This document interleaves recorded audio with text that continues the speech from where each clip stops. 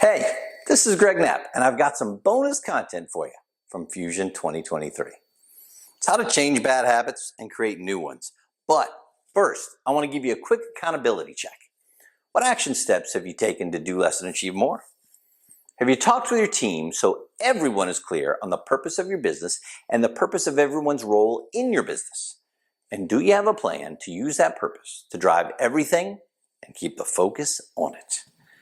You know, I'd really love to help you. Just shoot me an email with any questions that you have. It's on the screen along with my website. All right, how to change bad habits and create new ones. Is there something in your life or work that you want to change, but you just keep slipping back into the old habits? No, Greg, that never happens to me. I decide to make a change and it just takes off and I never look back. So easy. All right, thank you, Sergeant Sarcastic. Maybe it was an obvious question. It is really frustrating though, isn't it? I don't do what I want to do, and I do what I don't want to do, and I don't even know why. Well, habits are pretty strong. They're pretty resistant to change. So why don't we make them work for us and not against us? Most of what we do each day is actually habitual when you think about it. The way you wake up at the same time every morning, the same rituals you have every morning, how you put your clothes on, how you get your coffee, whether you eat breakfast or not, how you drive to work. You've got habits on how you do the routine parts of your day all day long, even how you do your job. Now, habits can work for us or against us, and we can create and continue bad habits that take us away from where we want to go, or we can create and maintain positive habits that lead to a success that's almost automatic. Which one sounds better to you? Greg, is that a trick question? No, no trick questions. In The Power of Habit by Charles Duhigg, he really explains this habit loop, and it goes like this. Cue, routine, reward, repeat. Now first there's a cue or a trigger. Now it could be a smell, a time of day, a friend, a song, maybe an emotional state. And that sets you up for your habitual behavior. You don't even consciously think about making the decision to act anymore. It's just automatic. The behavior is your routine. Now this could be eating something sweet, scrolling on your phone, going for a run, maybe smoking a cigarette. The behavior leads to your reward. Now this is what keeps the habit going. The reward could be the taste of the sweet, or maybe the emotional feeling you get with the taste, or the break you get from being at your desk all day. Maybe it's the nicotine in the cigarette. You need to find out what your real rewards are for the habits you don't like, and the rewards you would like to set up for the habits you want to develop or keep. Now, Duhigg found a process for breaking bad habits and replacing them with beneficial ones. And that last part is key. See, it's much easier to stop a habit you don't like when you replace it with a new habit loop. Duhigg actually called it the golden rule of habit change. See, you can't extinguish a bad habit. You can only change it. You aren't really getting rid of any habits. You're changing them to habits that help you instead of ones that hurt you. So think of it this way. When you go into a dark room, do you try to pull all the dark out? No. You light a candle. You create light, and the light replaces the dark. It's the same way with your bad habits. So instead of trying to get rid of the bad ones, we're going to add good ones to force the bad ones out. The bad habit loop that you're trying to change keeps the same cue and the same reward. All you do is change your routine. And when you do this often enough and long enough, your new habit will become just as automatic as the old one.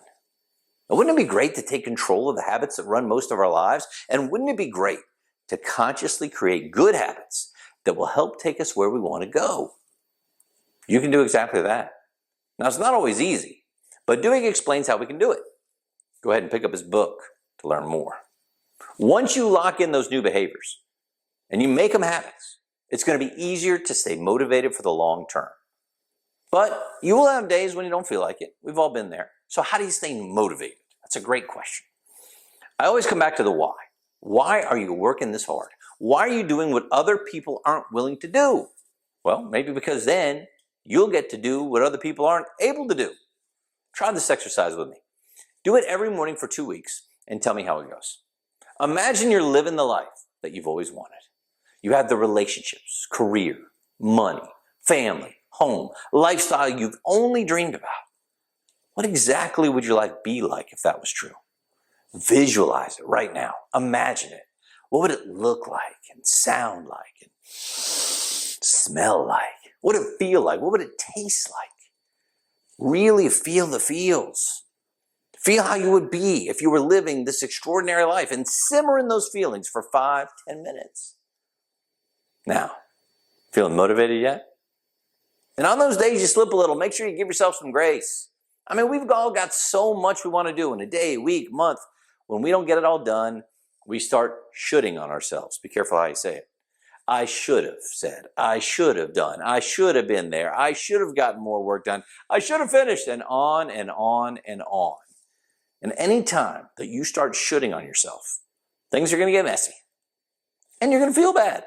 So, before we do that, we need to ask ourselves, is that going to help?